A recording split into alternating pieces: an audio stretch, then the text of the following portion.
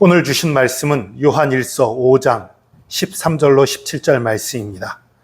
요한일서 5장 13절로 17절 말씀 받들어 읽겠습니다. 내가 하나님의 아들의 이름을 믿는 너희에게 이것을 쓰는 것은 너희로 하여금 너희에게 영생이 있음을 알게 하려 함이라. 그를 향하여 우리가 가진 바 담대함이 이것이니 그의 뜻대로 무엇을 구하면 들으심이라. 우리가 무엇이든지 구하는 바를 들으시는 줄을 안즉 우리가 그에게 구한 그것을 얻은 줄을 또한 아느니라. 누구든지 형제가 사망에 이르지 아니하는 죄 범하는 것을 보거든 구하라. 그리하면 사망에 이르지 아니하는 범죄자들을 위하여 그에게 생명을 주시리라. 사망에 이르는 죄가 있으니 이에 관하여 나는 구하라 하지 않노라. 모든 불의가 죄로 돼 사망에 이르지 아니하는 죄도 있도다. 아멘. 오늘 본문 13절에는 요한 일서를 쓴 목적이 나와 있습니다.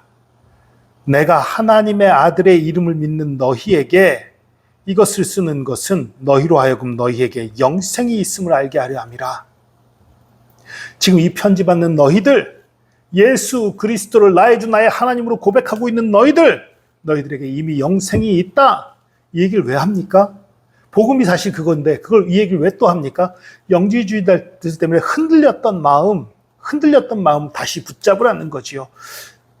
우리가 알고 있는 복음과 다른 말을 하는 사람들이 있는데 그 가르침 때문에 헷갈려하고 두려워하고 내가 제대로 믿는가 의심했던 사람들에게 우리의 믿음은 분명한 것이다. 제대로 된 것이다. 말하는 거예요.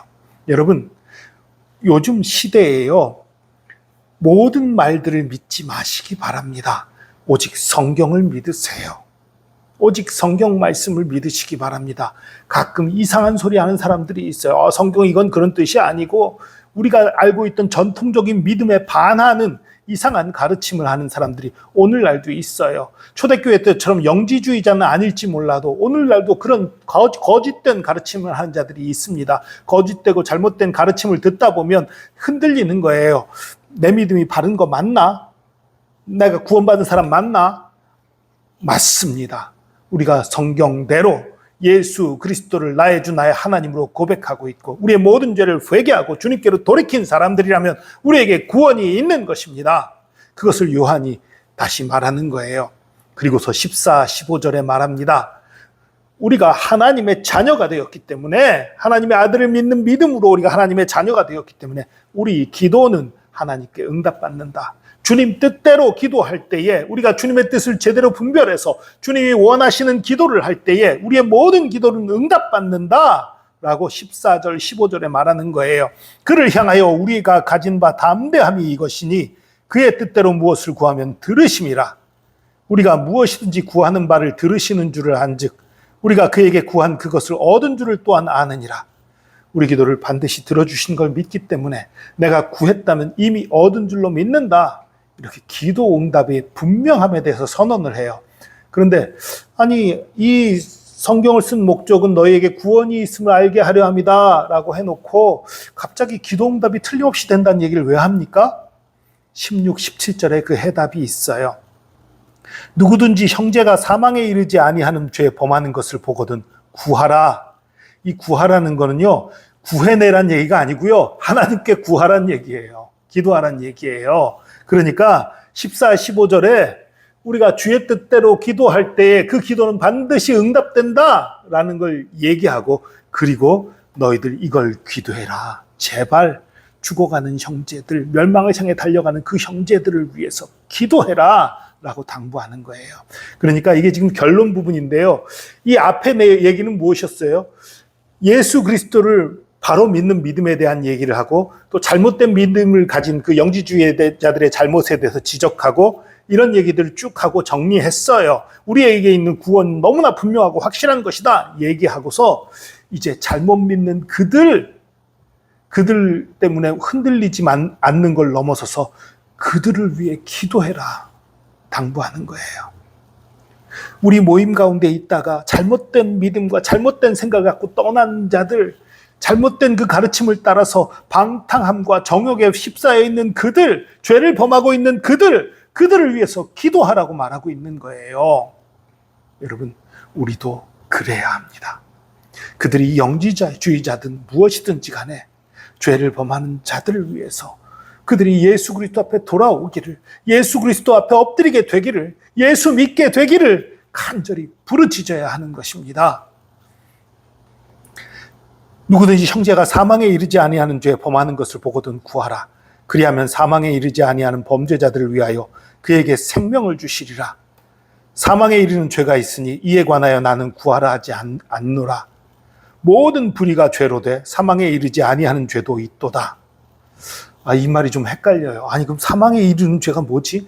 우리는 어떤 죄든지 회개하면 구원받는다고 알고 있는데 도대체 사망에 이르는 죄가 뭐지? 여러 가지 학설이 있고 여러 가지 해석이 있어요. 그런데 여러분, 그거 중요하지 않습니다. 왜냐하면요, 여러분, 사도 요한이 사망에 이르지 않는 죄가 있다라고 말해놓고서 그게 뭔지 왜 설명 안 했을까요?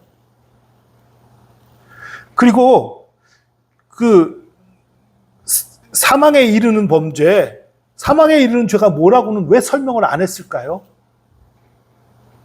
설명하는 것보다 설명하지 않는 게 유익하다고 생각한 거예요.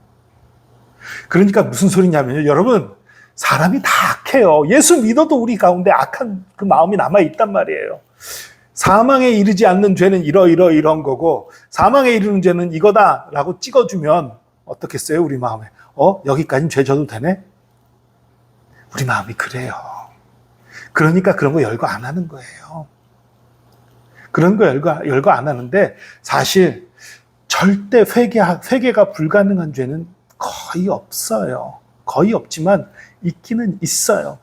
단적인 예로요, 여러분, 제가 여러 부류의 사람들, 아주 흉악한 범죄자나 아니면 다른 종교의 아주 골수 믿음을 가졌던 사람들이 회개하고 돌이키고 예수님 앞에 돌아온 얘기들을 많이 들어봤어요. 아주 극악한 범죄에다가 회개하고 예수 믿은 얘기들도 많이 있고요. 다른 종교에서 아주 믿음 좋다고 소문났던 사람이 예수 믿게 된 경우도 있고요. 그런데요, 제가 들어보지 못한 일이 하나 있어요. 이단의 괴수가 회개했다는 얘기는 들어본 적이 없어요. 이단의 괴수가 회개했다는 얘기는 들어본 적이 없어요. 물론 제가 못 들었을 수도 있겠습니다만, 여러분, 회개해도 구원 못 받는 일은 절대 없어요. 그런데 이단의 괴수가 회개할 수가 없는 거겠지요. 어쨌든 사망에 이르지 않는 죄가 어디까지고 사망에 이르는 죄는 어디까지고, 여러분, 그 관심 갖지 마세요. 그냥 주님 앞에 순종하면 됩니다. 그럼 기도할 때는요, 그냥 다 기도하세요. 여러분, 여기서 사망에 이르는 죄가 있으니 이에 관하여 나는 구하라 하지 않겠노라, 이 말을 한 의도는요, 어떤 죄는 사망에 이른 죄니까 그거에 대해서는 기도하지 마, 이런 의도라면 당연히 그 죄가 뭔지를 밝혔어야 돼요. 근데 그거 안 밝히고 있어요. 무슨 소리냐 하면요, 우리가 우리 모임 가운데 있다, 이단에 빠져서 나간 사람이 있어요. 그럼 그를 위해서 기도합니다. 어떤 사람은 눈물로 기도하는 가운데 돌아와서 주님 앞에 나와서 회개하고 돌이켜 구원을 얻는 사람도 있고, 끝끝내 돌이키지 않는 사람도 있지요. 그 끝끝내 돌이키지 않는 사람들로 인해서 우리가 시험에 들거나, 왜 내 기도가 응답되지 않지? 왜 하나님이 기도를 들어주시지 않지? 이렇게 우리가 실망하고 절망하고 좌절하고 낭망하는 일을 막기 위한 거예요. 우리가 기도해도 되지 않는, 그러니까 기도가 문제가 아니라 그 죄, 그가 하나님 앞에 회개하기를 거부하는 죄, 그것으로 인해서 안 되는 거지, 내 기도를 하나님이 안 들으셔서 그런 것이 아니다, 그걸 말하고 싶은 거지. 너희들 이제 어떤 사람은 기도하고 어떤 사람은 기도해가 목적이 아니에요. 그러니까 오늘 이 16절, 17절을 읽으면서 어디까지 용서하시는 죄지? 어디까지 용서 못 받는 거지? 그거 관심 갖지 마세요. 관심 가질 필요 없어요. 우리 형제 자매였는데 죄 가운데 빠진 사람이 있다면 당연히 기도해야 하는 거예요. 우리가 정말 다른 사람들의 구원을 위해서 간절히 부르짖고 눈물로 기도하는데, 그럼에도 불구하고 돌아오지 않는 사람, 무엇 때문입니까? 하나님이 기도 들어주시지 않아서가 아니라 회개를 거부해서 그런 거예요.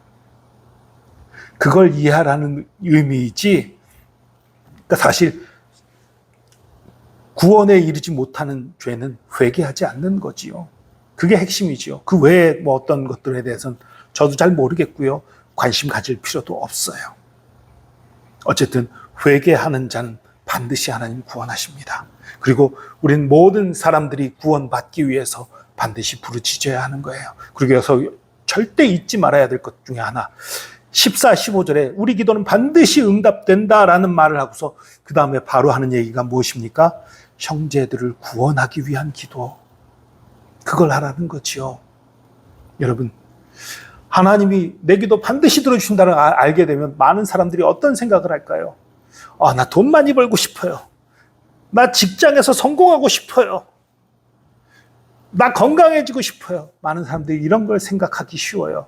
그런데 사도 요한은 그런 거 다 중요하지만 그것보다 가장 중요한 건 사람을 살리는 일이야 라고 선언하고 있는 거예요. 여러분, 저와 여러분의 기도가 사람을 살릴 수 있습니다. 사람을 살릴 수 있어요. 물론 내가 살리는 건 아니에요. 우리 기도를 들으시는 하나님이 살리시는 거지요. 여러분, 우리의 기도가 사람을 살리는 힘이 있다는 것을 믿으시고 다른 어떤 기도보다도 사람을 살린 기도를 하는 저와 여러분 되기를 축복합니다. 기도하겠습니다. 주님, 예수 그리스도의 그 은혜로, 그 십자가의 보혈의 능력으로 우리를 구원하시니 감사하고 감사합니다. 우리를 자녀 삼으셔서 우리가 믿음으로 기도할 때에, 주의 뜻대로 기도할 때에 무엇을 구하든 들어주심 감사하고 감사합니다. 주님께서 우리의 기도를 들어주신다고 하시니 우리가 주님께서 원하시는 것을 기도하기 원합니다. 내가 잘 먹고 잘 사는 것, 높아지는 것, 위에 서는 것, 부자 되는 것, 건강해지는 것, 이런 것들도 기도할 수 있겠지만 그것을 기도하기에 앞서 생명을 위해, 사람을 살리는 일을 위해 기도하는 저희들 되게 하여 주시옵소서. 저희들의 기도로 수많은 사람이 살아나는 역사가 있기를 원합니다. 주님, 우리를 살리는 도구로, 생명의 도구로 써 주시옵소서. 우리와 함께 하신 주님 찬양합니다. 우리를 써주시는 주님 찬양합니다. 감사드리며 예수 그리스도의 이름으로 기도합니다. 아멘.